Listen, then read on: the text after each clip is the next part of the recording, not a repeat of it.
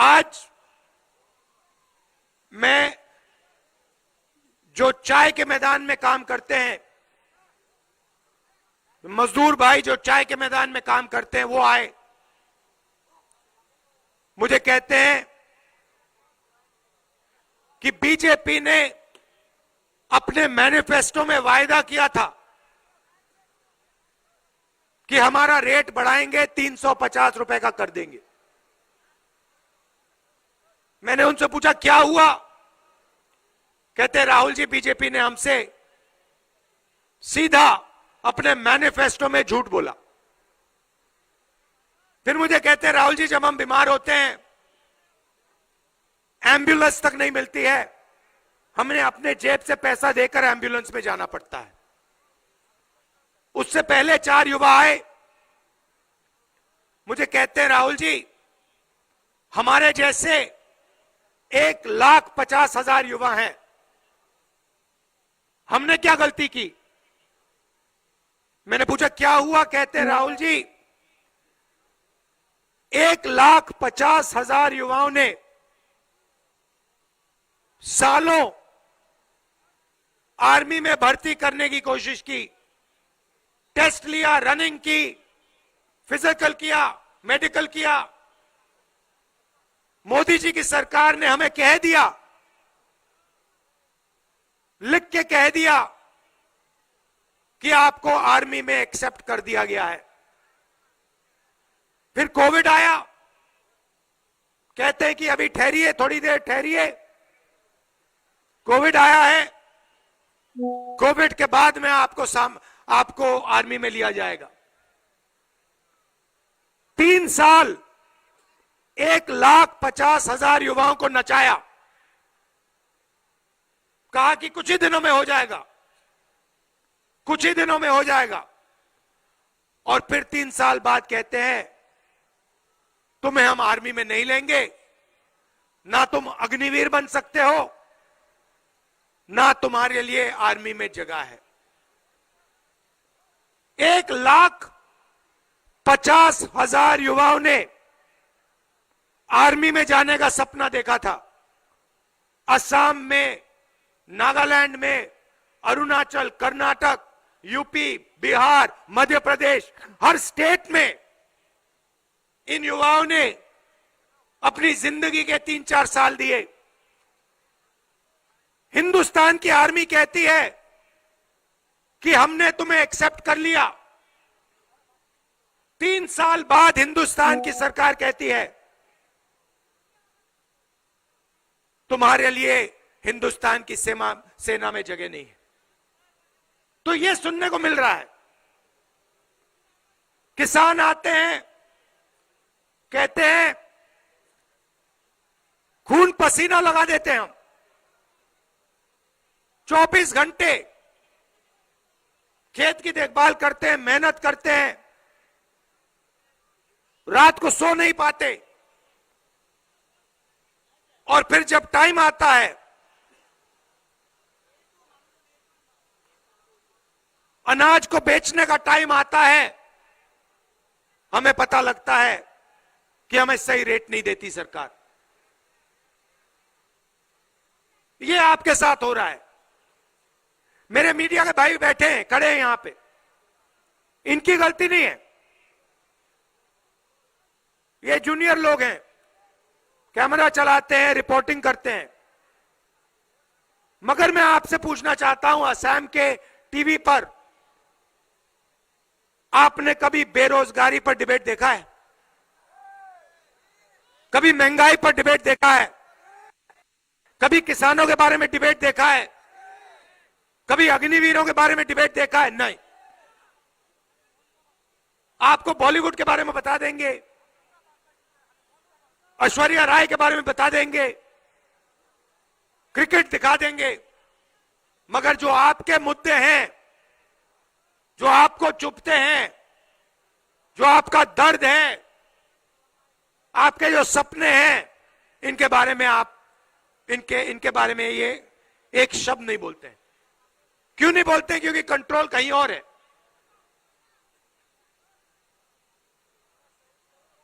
पूरे के पूरे मीडिया को कंट्रोल कर रखा है। बीजेपी के नेताओं ने, और जो वो चाहते हैं मीडिया पे आता है। इसीलिए हमने निर्णय लिया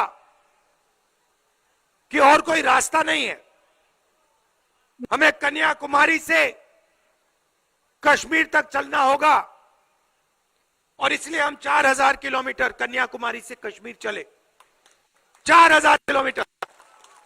और उस यात्रा में मैं आपको बताऊं, सुबह उठते थे, रोज 25-30 किलोमीटर चलते थे, रात को हैरान हो जाते थे कि भाई थकान ही नहीं हो रही। जैसे आज सुबह हम निकले, 8 घंटे हम आपकी सड़कों पे चल रहे हैं, लोगों से मिल रहे हैं, गले लग रहे हैं, बीजेपी के लोग धमका रहे हैं, हमारे लोगों को मार रहे हैं, पीसीसी प्रेसिडेंट को मारा, मगर कोई थकान नहीं हो रही, कोई थकान नहीं हो रही, कोई फर्क नहीं पड़ रहा। और मैं अपने आप से पूछा भी क्यों हो रहा है? ये इसलिए हो रहा है कि असम की जनता का प्यार, असम की जनता की शक्ति हमारे साथ है, ये इसलिए हो रहा है। और इसलिए मैं आपका धन्यवाद करना चाहता हूं।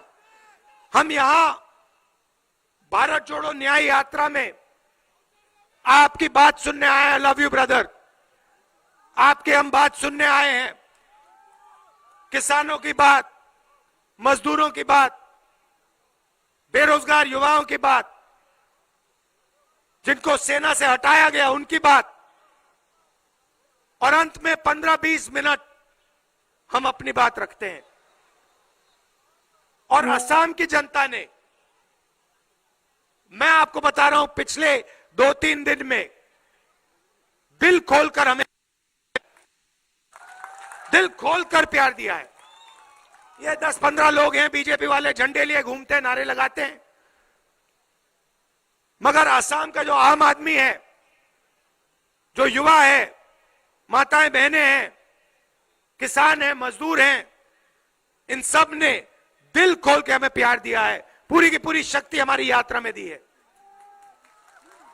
इसके लिए मैं आपको दिल से धन्यवाद करता हूं, और ये कभी जिंदगी भर मैं नहीं भूलने वाला। और देखिए, बहुत बड़े नेता आए हैं, बड़े बड़े नेता आए हैं, बड़े बड़े नेता चले गए हैं, और जितना उनमें अहंकार होता है, जिनके उनके दिल में नफरत होती है, उतनी जल्दी वो जाते हैं, गायब हो जाते हैं।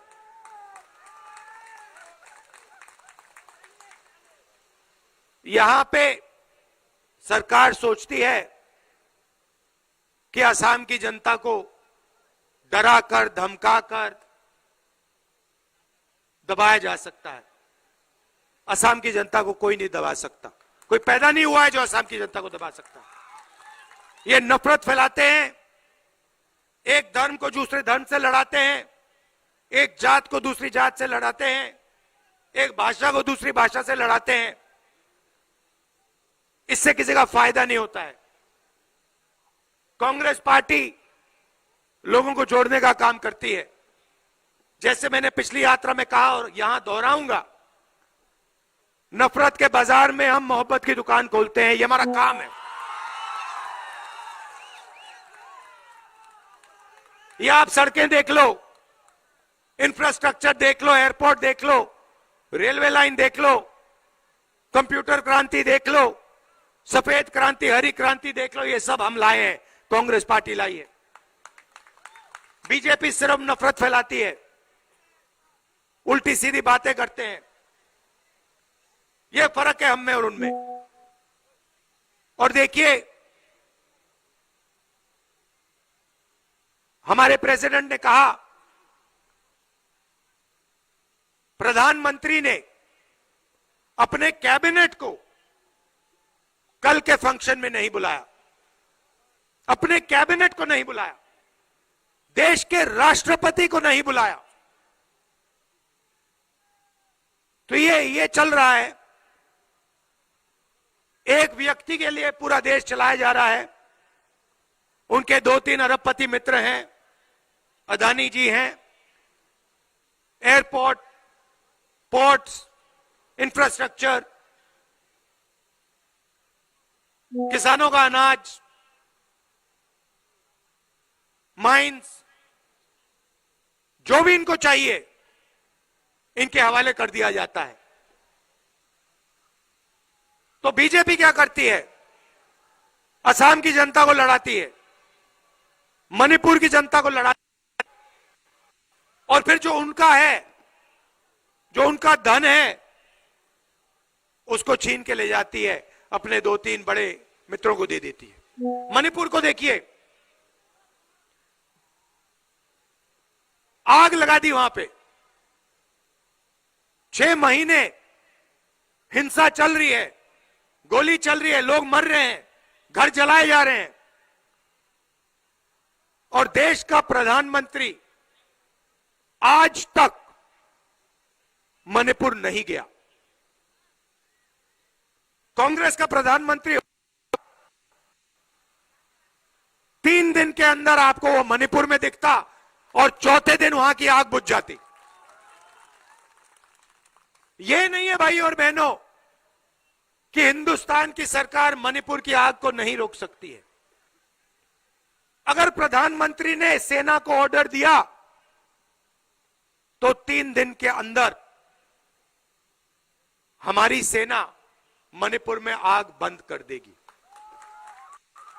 अगर बीजेपी लोग नहीं चाहते कि मणिपुर में आग बंद हो, इसलिए प्रधानमंत्री वहां नहीं जाते हैं, इसलिए प्रधानमंत्री सेना को ऑर्डर नहीं देते हैं कि यह तमाशा बंद करो। भारत जोड़ो यात्रा का यही लक्ष्य है। मणिपुर में हम गए, हमने भाईचारे की बात की, लोगों को जोड़ने की बात की, उनका दर्द समझा, उनके साथ गले मिले, और वही काम हम असम में कर रहे हैं, वही काम हमने अरुणाचल में किया, वही काम हम बंगाल में करने जा रहे हैं, महाराष्ट्र तक आपकी आवाज सुनने, आपका दर्द समझने के साथ खड़े होकर जो आपके मुद्दे हैं उनके लिए लड़ने। आप यहां आए, रात का समय है, खड़गे जी को निकलना है, तो मैं ज्यादा लंबा नहीं बोलूंगा। मैं दिल से आपका धन्यवाद करना चाहता हूं। आपने इतना प्यार दिया, हर सड़क पे, हर कोने कोने में असम की जनता आती है, मुझसे गले लगते हैं, कोई फूल देता है, कोई चॉकलेट देता है, कोई गमछा देता है। तो इस प्यार के लिए दिल से आपको धन्यवाद करता हूं। और दिल्ली में मैं आपका सिपाही हूं। कोई भी बात हो, चाहे चाय गार्डन की बात हो, युवाओं की बात हो, जो भी आप चाहो, हम ऑपोजिशन में हैं, पार्लियामेंट में रख सकता हूं, और जब सरकार में आएंगे, असम में आएंगे, दिल्ली में आएंगे, तो पूरी आपके साथ मिलकर आपका काम करेंगे। धन्यवाद। जय हिंद।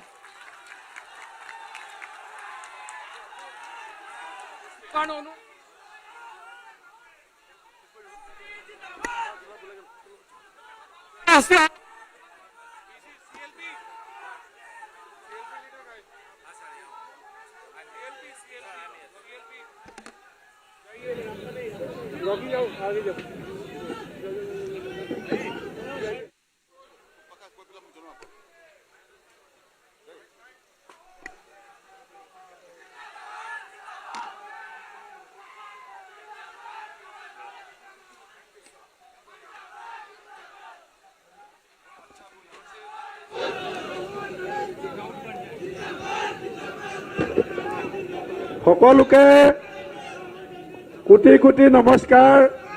সকলোকে সকলো ৰাইজক, সাংবাদিক বন্ধুসকলক শতকোটি প্ৰণিপাত জনাইছো। আৰু কালিলৈ